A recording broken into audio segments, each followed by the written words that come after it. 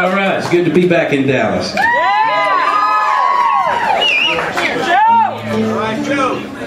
Yeah, this is quite a little spot here. This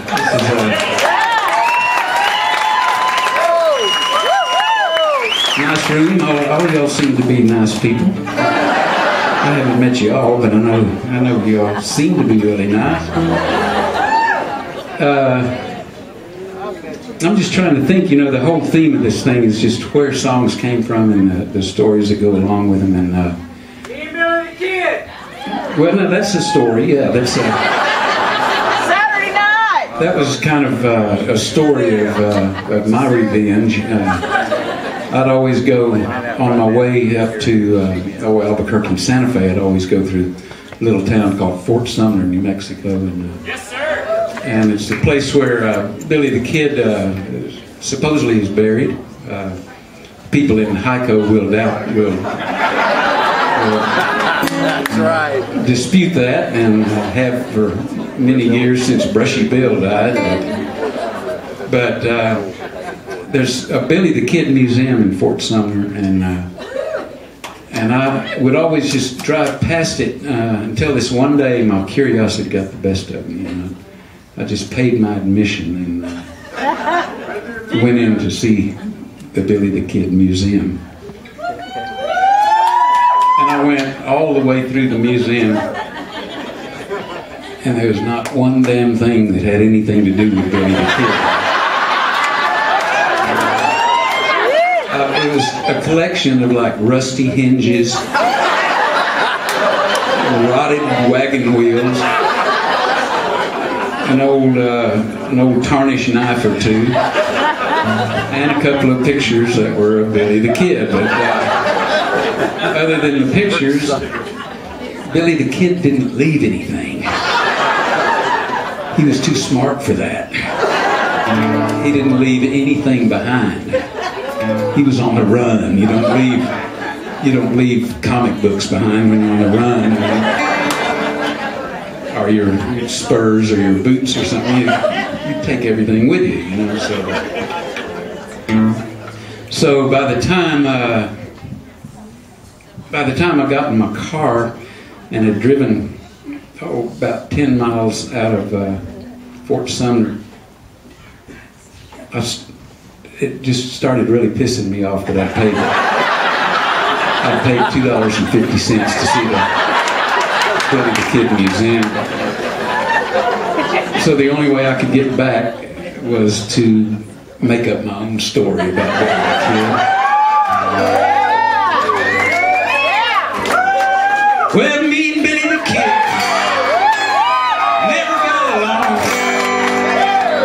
I didn't like the way he cocked his hat and he wore his gun on.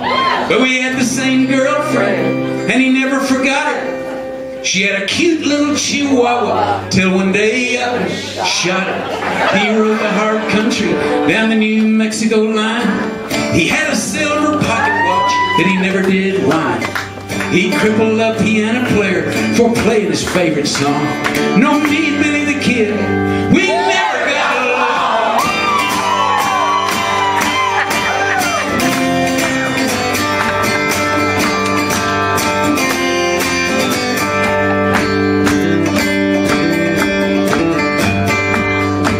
Yeah, me and Billy the Kid never got along. I didn't like the way he buckled his belt and he wore his gun all wrong. He was bad to the bone, all hopped up on speed. I would have left him alone if it wasn't for that senorita. He gave her silver and he paid her hotel bill. But it was me she loved, and she said she always will. I'd always go and see her when Billy was gone. Yeah, me and Billy the Kid, we never got along.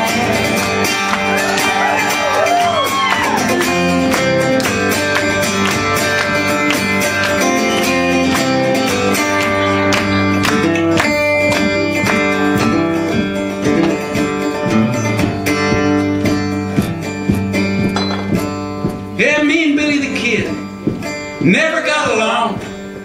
I didn't like the way he parked his gremlin and he wore his gun all around. One day I said to Billy, I got this foolproof scheme.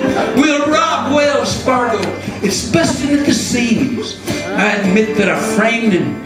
I don't feel no remorse. It was just my way of getting even with the man who shot my horse. Yeah, Billy reached for his gun, but his gun was on wrong. Yeah, me and Billy the Kid, we never got along.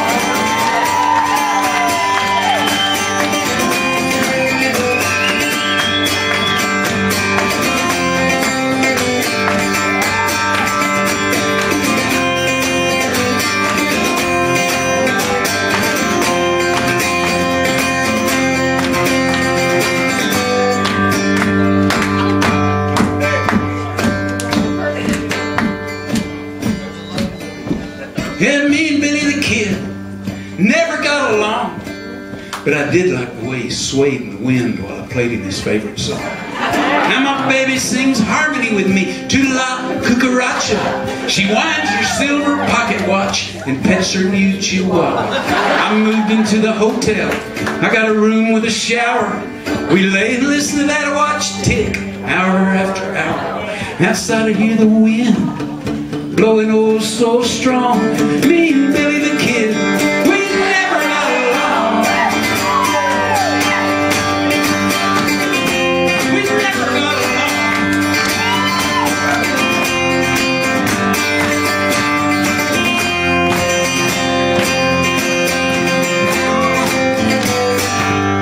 It's been in the sun today.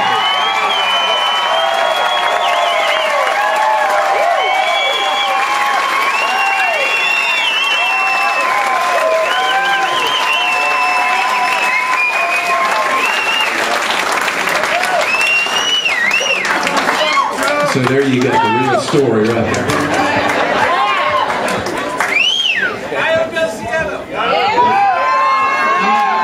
I got a lot more from you.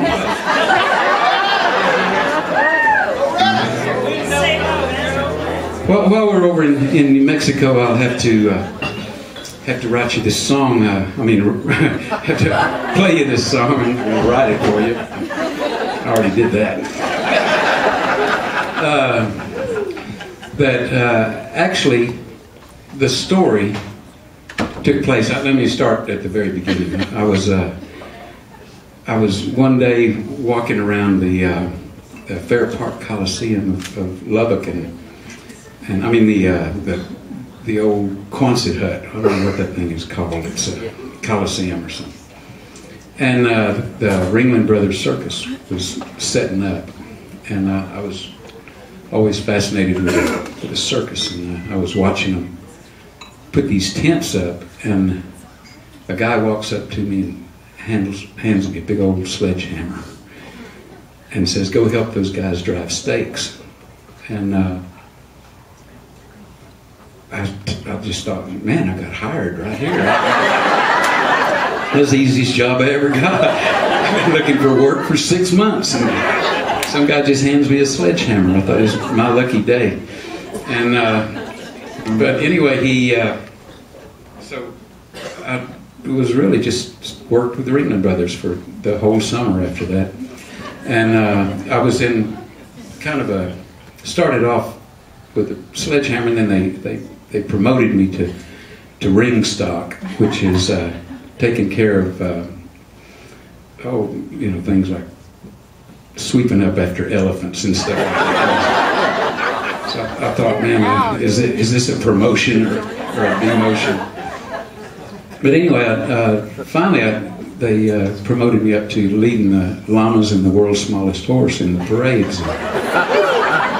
I'd bring them in the rings when they were kind of doing their little tricks and stuff. And